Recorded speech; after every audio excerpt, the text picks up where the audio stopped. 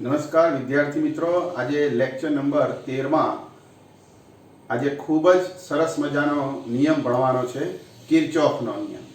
હવે આ નિયમ સમજવા માટે થોડુંક બેઝિક આપણે જાણતા હોવા જોઈએ કે અવરોધમાંથી જ્યારે પ્રવાહ વહેતો હોય, કોઈ સાદો પરિપથ હોય, ત્યારે કોઈ અવરોધમાંથી વહેતો પ્રવાહ શોધવો હોય તો આપણે ઓહમના નિયમનો ઉપયોગ કરતા હતા. પરંતુ જ્યારે ઓહમનો નિયમ પૂરતો ના હોય, એટલે કે જટિલ પરિપથ હોય, ત્યારે પ્રવાહ શોધવો હોય તો કિર્ચોફના નિયમની જરૂર પડે છે. તો જો મેં આકૃતિમાં એક પરિપથ દોર્યો છે, આ પરિપથ એ જટિલ પરિપથ છે. કેમ? કારણ કે આની અંદર બે બેટરી છે, બે વિદ્યુત કોષ છે, 5 અવરોધો છે, 1 2 3 4 5 અલગ અલગ મૂલ્યના.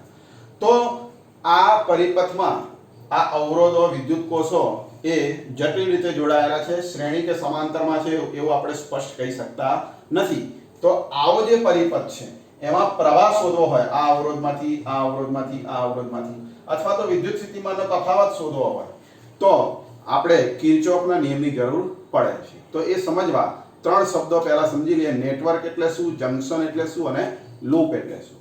તો નેટવર્ક એટલે વ્યવહારમાં જુદા જુદા હેતુ માટે વપરાતા પરિપથ, જેવા કે પરિપથમાં પરિપથ ઘટકો જેવા કે અવરોધ, વિદ્યુત કોષ, કેપેસિટર, ઇન્ડક્ટર એ એકબીજા સાથે એવા જટિલ રીતે જોડાયેલા હોય છે કે તે શ્રેણીમાં છે કે સમાંતરમાં છે એવું સ્પષ્ટ નક્કી કરી શકાય નહીં. તો વ્યાપક રીતે એને નેટવર્ક કહેવાય છે. શોર્ટમાં કેવું હોય તો નેટવર્ક એટલે જટિલ પરિપથ. આને કેવું હોય? નેટવર્ક એટલે જટિલ પરિપથ.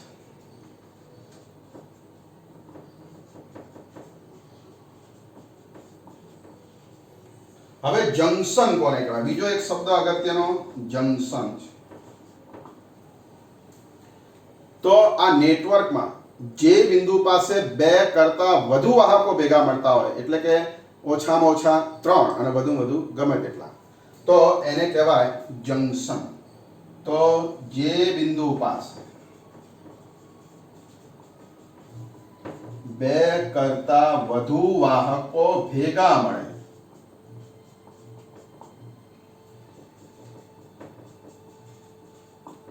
તેને જંકશન કહેવાય. ચલો આ આકૃતિમાં જંકશન ક્યાં છે શોધી કાઢો.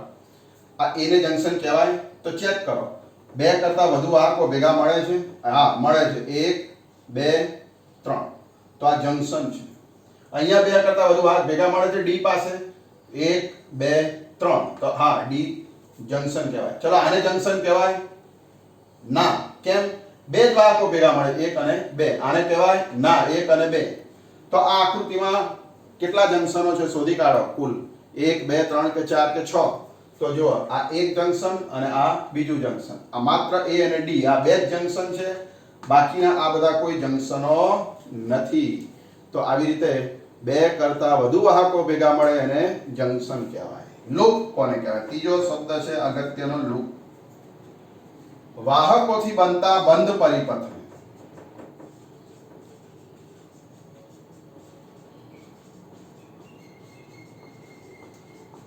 લૂપ કહેવામાં આવે છે. જો આ બંધ પરિપથ તમને દેખાય છે, આ એક બંધ પરિપથ છે, A H D C B A. તો આ બંધ પરિપથ એને લૂપ કહેવાય છે. ચલો બીજો બંધ પરિપથ A B C D E F G A. આ બીજી લૂપ. અને આ મોટો બંધ પરિપથ એને કહેવાય ત્રીજી લૂપ. તો અહીંયા ટોટલ 3 લૂપ તમને દેખાય છે. લૂપ એટલે બંધ ગાળો, બંધ પરિપથ. ચલો હવે આ 3 શબ્દ વિદ્યાર્થી મિત્રો સમજી ગયા હોય તો આપણે કિર્ચોફનો પહેલો નિયમ સમજીએ અને ત્યારબાદ બીજો નિયમ. પહેલો નિયમ એ ખૂબ જ સહેલો છે, તમને 2-5 મિનિટમાં જ સમજી જશે. તો કિર્ચોફનો પ્રથમ નિયમ. આ નિયમને વિદ્યાર્થી મિત્રો જંકશનના નિયમ તરીકે પણ ઓળખવામાં આવે છે. જંકશનનો નિયમ આવા નામથી પણ આને આપણે ઓળખી શકીએ છીએ. તો ચલો હવે જંકશનનો નિયમ સમજીએ. પહેલા નિયમના શબ્દો લખું છું, પછી નિયમ સમજીશું તો વધારે ખ્યાલ આવશે. તો કોઈ પણ જંકશન પાસે, વિદ્યાર્થી મિત્રો આપણે અહીંયા લખીને, કોઈ પણ જંકશન પાસે, નેટવર્કમાં કોઈ પણ જંકશન તરફ જતા પ્રવાહોનો સરવાળો એ જંકશનથી દૂર જતા પ્રવાહોના સરવાળા બરાબર હોય છે.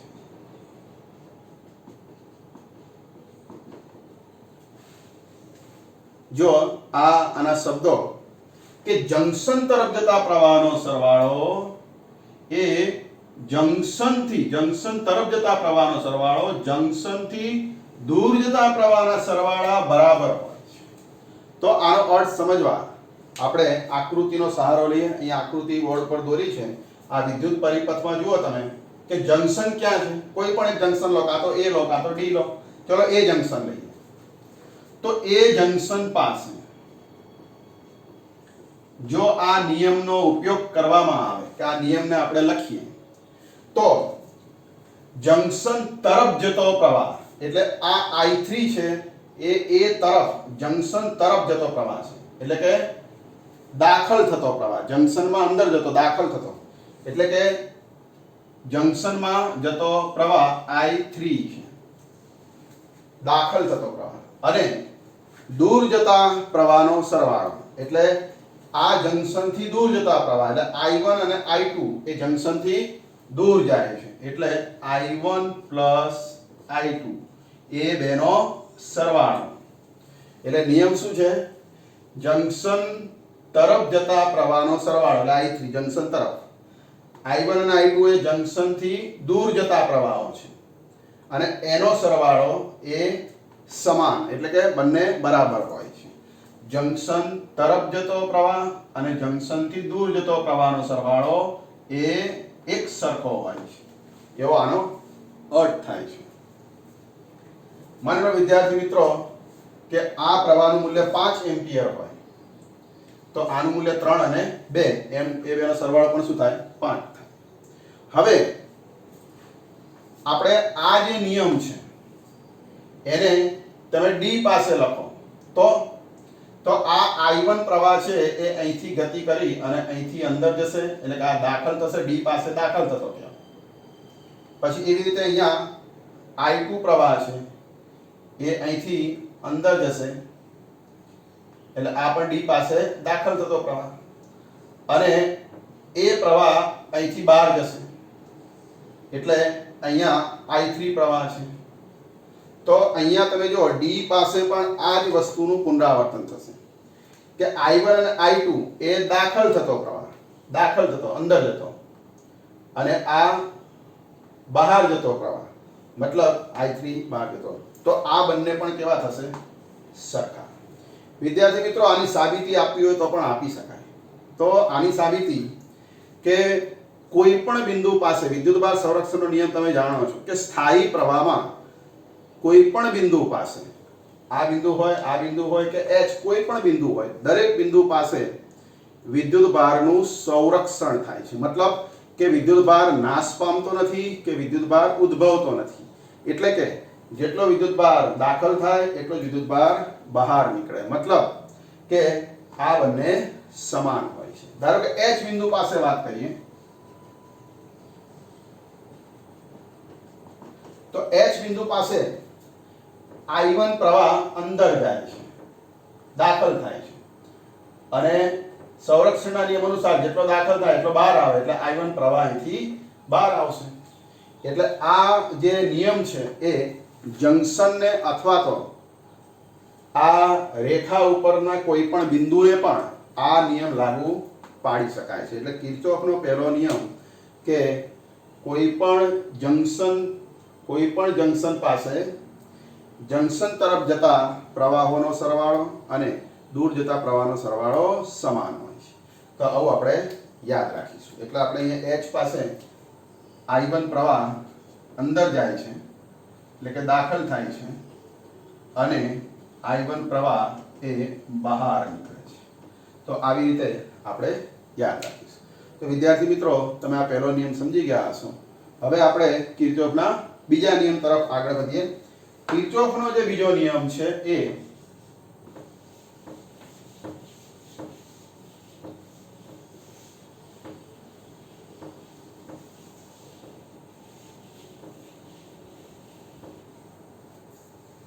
લૂપના નિયમ તરીકે ઓળખવામાં આવે છે.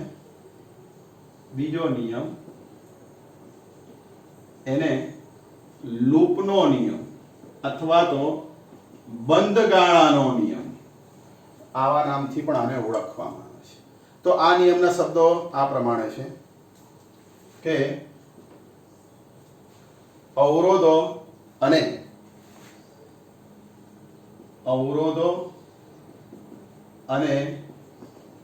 જુદા જુદા વિદ્યુત કોષો ધરાવતા કોઈ પણ બંધ ગાળામાં જુદા જુદા અવરોધો અને જુદા જુદા વિદ્યુત કોષો ધરાવતા કોઈ પણ બંધ ગાળામાં વિદ્યુત સ્થિતિમાનમાં થતા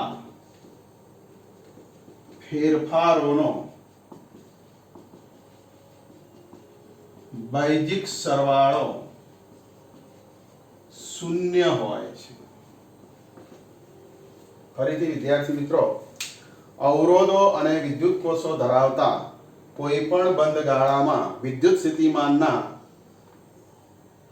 ફેરફારોનો બાહ્યિક સરવાળો શૂન્ય હોય છે. તો આ નિયમના શબ્દો છે. હવે આ નિયમને આપણે સમજવો છે વિદ્યાર્થી મિત્રો, આ નિયમને આપણે સમજવો છે. તો એને સમજવા આપણે એક ઉદાહરણ લઈએ અને એના દ્વારા એને સમજીએ. માની લો કે આ કોઈ R1 મૂલ્ય ધરાવતો અવરોધ છે અને એની સાથે આ E1 EMF વાળું એક વિદ્યુત કોષ જોડેલો છે. આ R2 મૂલ્યનો અવરોધ છે B અને C શાખામાં. C અને D વચ્ચે E2 EMF અને આ R3 અવરોધ શ્રેણીમાં છે. C અને D વચ્ચે હવે D અને E વચ્ચે R4 મૂલ્યનો અવરોધ છે અને E અને A વચ્ચે ધારો કે R5 મૂલ્યનો અવરોધ છે.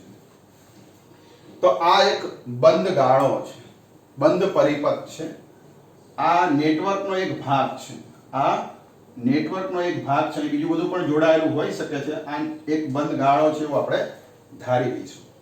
હવે વિદ્યાર્થી મિત્રો, આ બંધ ગાળો છે. હવે આમાં કિર્ચોફનો બીજો નિયમ સમજવો હોય તો આપણે ધારી લઈએ કે આમાંથી વહેતો પ્રવાહ I1 A થી B તરફ, BC શાખામાં વહેતો પ્રવાહ I2 છે C થી B તરફ, આમાં વહેતો પ્રવાહ I3 છે, આમાં વહેતો પ્રવાહ એ I4 છે અને આમાં વહેતો પ્રવાહ I5 છે.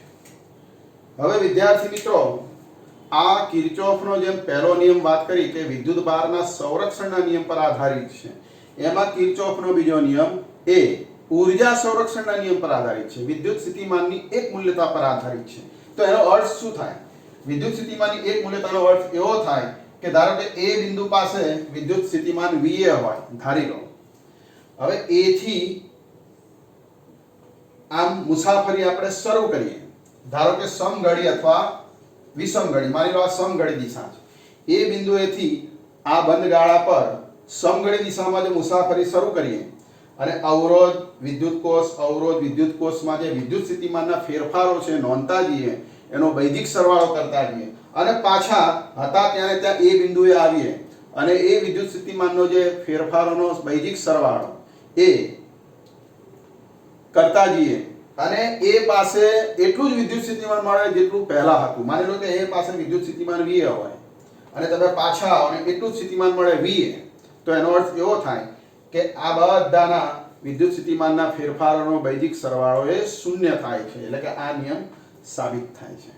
તો વિદ્યાર્થી મિત્રો, આની અંદર મારે કિર્ચોફનો બીજો નિયમ લગાડવો હોય તો પહેલા તો વિદ્યુત સ્થિતિમાનની એક મૂલ્યતા ખબર હોવી જોઈએ.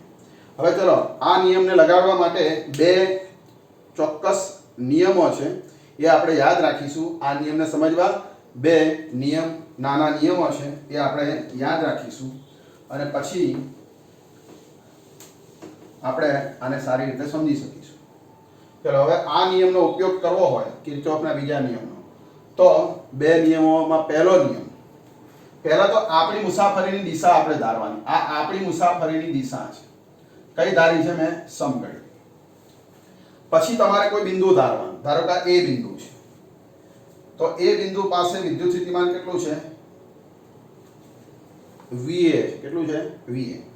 હવે આપણી મુસાફરી જો પ્રવાહની દિશામાં હોય, આ સમઘડી છે આપણી મુસાફરી, અને આ પ્રવાહની દિશા પણ સમઘડી છે. જો આપણી મુસાફરી અને પ્રવાહની દિશા સમઘડી હોય તો વિદ્યુત સ્થિતિમાનનો ફેરફાર એ ઋણ ગણવાનો. એટલે કે આ બેનો ગુણાકાર, વિદ્યુત સ્થિતિમાનનો ફેરફાર એટલે પ્રવાહ ગુણ્યા અવરોધ, આ બેનો ગુણાકાર શું લેવાનો? ઋણ. એટલે I1 R1 શું લેવાનો? ઋણ માઈનસ લેવાનો. તો ચલો ખબર પડી ગઈ. આપણી મુસાફરી અને પ્રવાહની દિશા એક જ હોય તો સ્થિતિમાનનો ફેરફાર એટલે કે પ્રવાહ ગુણ્યા અવરોધ એની નિશાની ઋણ લેવાની. હવે જો વિદ્યુત કોષ આવે તો એમાં આવો નિયમ છે, ઋણથી ધન જવામાં આવે, ઋણથી ધન, તો વિદ્યુત સ્થિતિમાનનો ફેરફાર એ ધન ગણવાનો, પ્લસ, અને EMF જેટલો, એટલે કે પ્લસ E1. આ બીજો નિયમ. હવે એનાથી ઉલટું, B થી C તરફ જતા આપણી મુસાફરી પ્રવાહની દિશાની વિરુદ્ધ છે. આપણે જમણી બાજુ જઈએ છીએ અને પ્રવાહ ડાબી બાજુ છે, તો વિરુદ્ધ હોય આપણી મુસાફરી પ્રવાહની દિશા, તો સ્થિતિમાનનો ફેરફાર કેવો લેવાનો? ધન. એટલે આ બેનો ગુણાકાર ધન, એટલે કે પ્લસ I2 R2. પાછું વિદ્યુત કોષ આવ્યો. C થી D જતા આપણી મુસાફરી ધનથી ઋણ છે, સમઘડી, ધનથી ઋણ, તો પછી આપણે શું લેવાનું? ઋણ. જો ધનથી ઋણ જતા હોય તો ઋણ લેવાનું, અને ઋણથી ધન જઈએ તો ધન, એટલે અહીંયા ઋણ. તો આના વચ્ચે સ્થિતિમાનનો ફેરફાર -E2. હવે અહીંયા તો પાછું સમઘડી સમઘડી, એટલે આ બેનો ગુણાકાર શું લેવાનો? ઋણ. જો સમઘડી આવે, બંને એક જ દિશામાં હોય તો ઋણ. હવે D થી E જતા આપણી મુસાફરી D થી E છે, સમઘડી, અને આની વિરુદ્ધ છે એટલે પ્લસ. વિરુદ્ધ હોય તો પ્લસ અને સમાન હોય તો ઋણ, અવરોધ માટે. એવી રીતે E થી A જતા આપણે સમઘડી જઈએ તો પ્રવાહ વિષમઘડી છે એટલે ધન. અને હવે પાછા એ બિંદુએ આવી ગયા તો જેટલું સ્થિતિમાન VA હતું પહેલા એટલું જ પાછું આપણને VA મળે, એટલે ઇક્વલ ટુ કરી અને VA લખાય. તો વિદ્યાર્થી મિત્રો જો અહીંયા VA કેન્સલ. હવે આ શું વધ્યું? વિદ્યુત સ્થિતિમાનના ફેરફારોનો બૈજિક સરવાળો.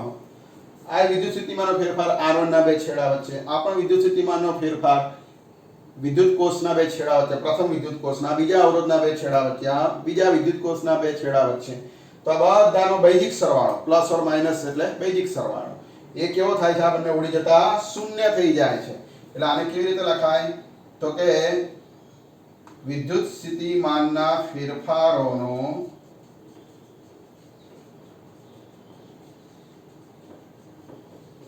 બૈજિક સરવાળો એ શૂન્ય સાબિત થાય છે. આ રીતે આપણે એને શૂન્ય, જે લખ્યું હતું શૂન્ય હોય છે એવું આપણે સાબિત કરી શકીએ. તો આવા પરિપથ દ્વારા આપણે આ ફેરફારનો સરવાળો શૂન્ય છે એવું સાબિત કરી શકીએ છીએ. હવે વિદ્યાર્થી મિત્રો, આ સાદો પરિપથ મેં લીધો. જો આ પરિપથને પણ આપણે કિર્ચોફનો બીજો નિયમ લગાડવો હોય તો લગાડી શકાય. તો ચલો એને લગાડીને ચેક કરી લઈએ. પણ આ બે નિયમો તમારે યાદ રાખવા પડશે.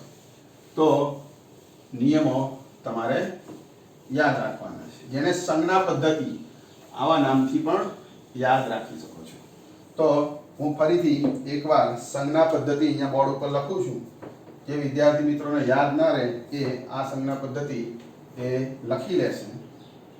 કિર્ચોફનો બીજો નિયમ વાપરવા સંજ્ઞા પદ્ધતિ. પહેલું કે આપણી મુસાફરીની દિશા, આપણી મુસાફરી એટલે ધારેલી દિશા, આપણી મુસાફરીની દિશા અને પ્રવાહની દિશા એક જ હોય તો વિદ્યુત સ્થિતિમાનનો ફેરફાર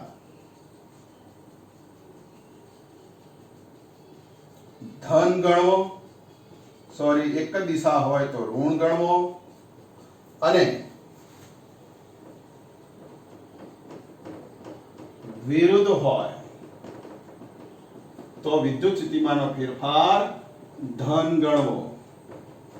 બીજી સંજ્ઞા પદ્ધતિ વિદ્યુત કોષ માટે, આ અવરોધ માટે વિદ્યુત કોષ માટે, વિદ્યુત કોષના જો તમે ઋણથી ધન જાઓ, આ રીતે વિદ્યુત કોષ હોય અને એના EMF E હોય તો એના ધનથી ઋણ તરફ જતા, એટલે આપણી મુસાફરીની દિશા એ ધનથી ઋણ હોય. એટલે જો આપણી મુસાફરી વિદ્યુત કોષના ધનથી ઋણ તરફ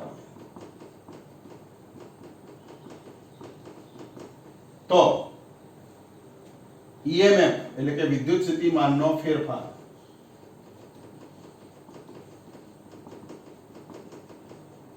એટલે કે EMF એને શું ગણીશું? ઋણ ગણવું.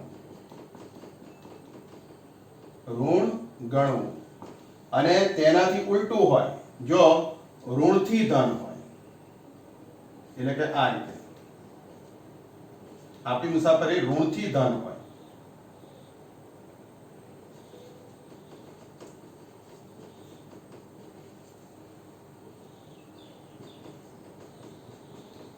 ઋણથી ધન હોય તો EMF એટલે કે વિદ્યુત સ્થિતિમાનનો ફેરફાર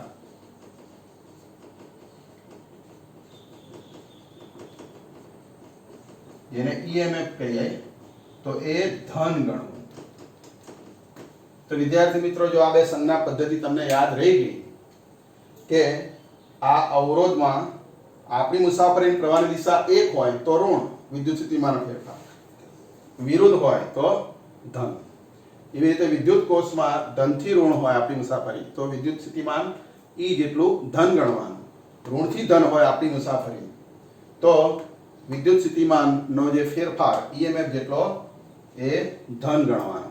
એટલે ધનથી ઋણ તો ઋણ, ઋણથી ધન તો ધન. આ બે નિયમ જો તમને યાદ રહી ગયા તો વિદ્યાર્થી મિત્રો, આવા કોઈ પણ પરિપથ હોય એમાં તમે દરેક અવરોધમાંથી વહેતો પ્રવાહ અથવા તો સમતુલ્ય અવરોધ અથવા તો અન્ય જે કંઈ તમારે શોધવું હોય વિદ્યુત સ્થિતિમાનનો તફાવત એ તમે શોધી શકો. ચલો, આ જ પરિપથમાં આપણે આ પ્રવાહ શોધવા છે. I1 શોધવો છે, I2 શોધવો છે અને I3 શોધવો છે. તો એ કેવી રીતે શોધાય એ આપણે સમજીએ. કિર્ચોફનો બીજો નિયમ એના આધારે. તો કિર્ચોફનો બીજો નિયમ સમજવા માટે આપણે આ સંજ્ઞા પદ્ધતિ વાપરીશું. ચલો, હવે સંજ્ઞા પદ્ધતિ વાપરવા માટે સૌપ્રથમ તમારે બંધ ગાળો ધારવાનો. કેટલા બંધ ગાળા છે આમાં? 3. ચલો, પહેલો બંધ ગાળો ધારીએ AH સમઘડી દિશામાં DCBA. બંધ ગાળા AH DCBA માં કિર્ચોફનો બીજો નિયમ લગાડતા. ચલો, આમાં બીજો નિયમ લગાડીએ તો સંજ્ઞા પદ્ધતિ. આપણી મુસાફરી સમઘડી ધારીએ, આમ પ્રવાહની દિશામાં. આ પ્રવાહ જતો હોય એ દિશામાં જ આપણી મુસાફરી ધારીએ તો સરળતા રહે છે. ચલો, A થી શરૂ કરીએ. આ શાખામાં જતા એટલે કે આ 30 ઓહ્મના પ્રવાહમાંથી જતા આપણી મુસાફરી અને આ પ્રવાહની મુસાફરી બંને એક જ દિશામાં છે. એટલે આ અવરોધના બે છેડા વચ્ચે સ્થિતિમાનનો તફાવત કેટલો થાય? આ બેનો ગુણાકાર જેટલો ઋણ, એટલે -30I1. હવે અહીંયા D થી C તરફ જતા બેટરીનો ઋણ છેડો આવે. જો આપણી મુસાફરી ઋણથી ધન છે, ઋણથી ધન જઈએ તો વિદ્યુત સ્થિતિમાન કેટલું લેવાનું? આ EMF જેટલું, અને ઋણથી ધન જતા શું લેવાનું? ધન. એટલે અહીંયા પ્લસ લેવાનું, +45. C થી B જતા આપણી મુસાફરી C થી B છે. હવે પ્રવાહ કઈ બાજુ છે? આ I3 ડાબી બાજુ છે.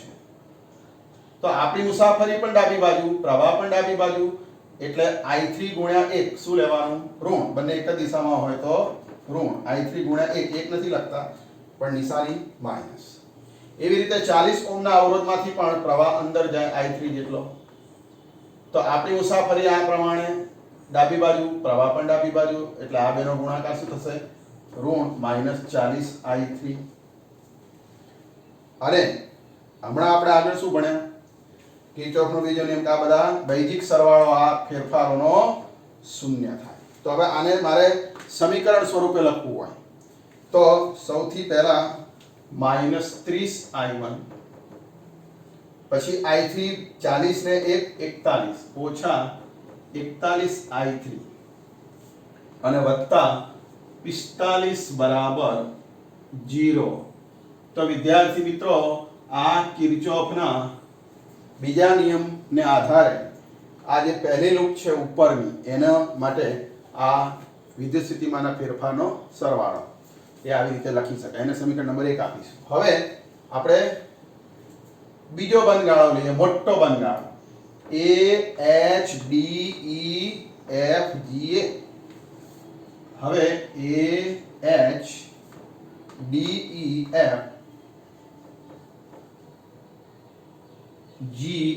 બંધગાળા કિર્ચોફનો બીજો નિયમ લગાડો.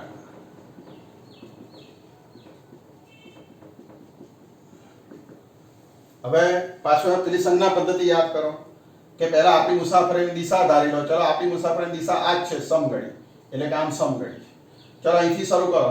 A થી શરૂ કરીએ તો આપણે I1 ગુણ્યા 30, આ બે એક જ દિશામાં એટલે ઋણ -30I1.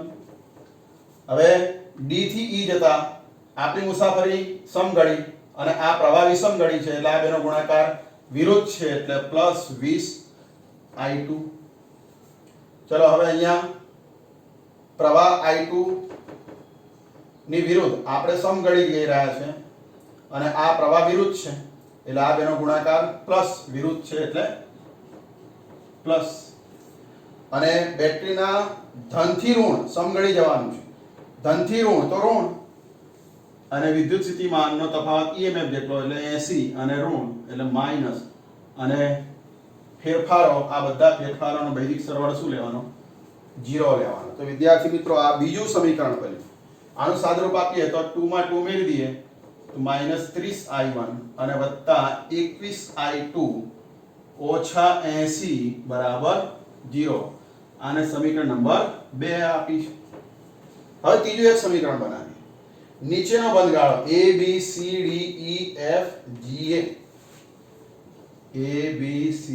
ABCDEFGA આ બંધગાળામાં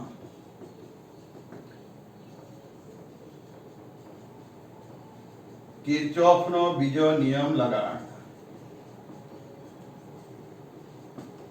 ચલો, નિયમ લગાડીએ તો અહીંથી શરૂ કરીએ. આપણી મુસાફરી આમાં પણ આપણે સમઘડી લઈએ. તો ચલો, અહીંયાથી આમ જતા આ બંને વિરુદ્ધ એટલે +40I3 વિરુદ્ધ એટલે પ્લસ લેવાનું. અહીંયા પણ વિરુદ્ધ આપણે સમઘડી, આ વિષમઘડી પ્રવાહ એટલે +I3. બેટરીના ધનથી ઋણ જવાનું સમઘડી તો ઋણ લેવાનું -45. અહીંયા સમઘડી આપણે જઈએ પણ આ વિષમ છે એટલે પ્લસ વિરુદ્ધ એટલે +20I2. અહીંયા વિરુદ્ધ ગયા +I2 અને અહીંયા ધનથી ઋણ ગયા એટલે ઋણ -80 બરાબર 0. આનું સાદુરૂપ આપતા પહેલા 2 વાળું પદ લખીએ તો 20 ને 21I2, પછી I3 વાળા કેટલા પદ થયા? 2. 40 ને 41 એટલે 41I3 અને 45 ને 80 125 માઈનસ અને બરાબર 0. આને સમીકરણ નંબર 3 આપીશું. તો જો વિદ્યાર્થી મિત્રો, અહીંયા તમને 3 સમીકરણ મળ્યા. 3 લૂપ હતી તો 3 સમીકરણ મળ્યા. પહેલું સમીકરણ, આ બીજું સમીકરણ અને આ ત્રીજું સમીકરણ. ત્રણેય સમીકરણમાં 3 અજ્ઞાત રાશિઓ છે. આમાં I1 ને I2 અજ્ઞાત છે, આમાં I1 ને I2 અજ્ઞાત છે, આમાં I2 ને I3 ટોટલ 3 અજ્ઞાત રાશિઓ છે, I1 I2 ને I3. આપણી જોડે 3 સમીકરણ થયા. જો 3 સમીકરણનો લોપની રીતે ઉકેલ શોધવામાં આવે તો આપણે I1 I2 અને I3 આ ત્રણેય સમીકરણ પરથી શોધી શકીએ. તો આવી રીતે વિદ્યાર્થી મિત્રો આવા જટિલ પરિપથમાં તમારે પ્રવાહનું મૂલ્ય શોધવું હોય તો કિર્ચોફના વિજય નિયમની મદદથી આવા વિદ્યુત સ્થિતિમાનના ફેરફારો પરથી આવા સમીકરણ બનાવી અને એને ઉકેલતા લોપની રીતે આપણને પ્રવાહના અજ્ઞાત જે મૂલ્ય છે I1 I2 I3 એ મળી શકે છે. તો આવી રીતે વિદ્યાર્થી મિત્રો તમે કિર્ચોફના આજે બે નિયમ ભણ્યા. કિર્ચોફનો પહેલો નિયમ જે વિદ્યુત ભારના સંરક્ષણના નિયમ પર આધારિત છે. કિર્ચોફનો બીજો નિયમ એ વિદ્યુત સ્થિતિમાનની એક મૂલ્યતા એટલે કે ઉર્જા સંરક્ષણના નિયમ પર આધારિત છે. તો આવી રીતે સંરક્ષણના જે બે નિયમો છે એના પર આધારિત આવા કિર્ચોફના બે નિયમો એ તમે સારી રીતે તૈયાર કરજો. તો નેક્સ્ટ લેક્ચરમાં આના સંબંધિત બે દાખલાઓ ગણાવવાનો છું, તો એ તમે સારી રીતે સમજી શકશો. તો આટલું આજના લેક્ચર પરથી ટેક્સ્ટમાંથી જોઈ તમારે બે વખત લખીને તૈયાર કરવું, તો આગળના નવા ટોપિકમાં તમને મજા આવશે. તો આજે આટલું રાખીએ છીએ. જય સ્વામિનારાયણ.